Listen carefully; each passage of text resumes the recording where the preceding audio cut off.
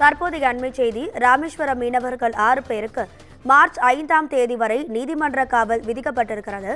ராமேஸ்வரத்தில் இருந்து மீன்பிடிக்க சென்ற மீனவர்களை எல்லை தாண்டி மீன்பிடித்ததாக கூறி 10 மீனவர்கள் கைது செய்யப்பட்ட நிலையில் 6 மீனவர்களுக்கு மார்ச் 5ஆம் தேதி வரை நீதிமன்ற காவலானது நீடிக்கப்பட்டிருக்கிறது. இது தொடர்பான அண்மை செய்தியை பார்த்துக் கொண்டிருக்கிறோம். இது குறித்தான கூடுதல் விவரங்களை தருவதற்காக நமது செய்தியாளர் சுரேஷ் இணைப்பில் இருக்கிறார். சுரேஷ், வணக்கம். உங்க விரிவான தகவல்களை சொல்லுங்க.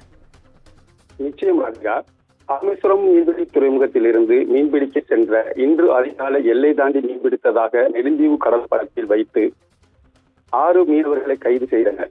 கைது செய்த 6 மீனவர்களையும் யாழ்ப்பாணம் மீன்வளத்துறை அதிகாரிகள் ஊர்காவல்துறை நீதிமன்றத்தில் ஆஜர்படுத்தினர்.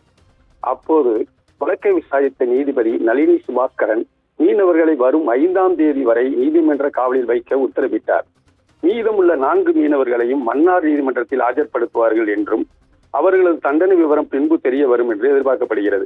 இதையடுத்து மீனவர் அனைவரையும் யாழ்ப்பாண சிறையில் அடைத்துள்ளனர். அதிகா,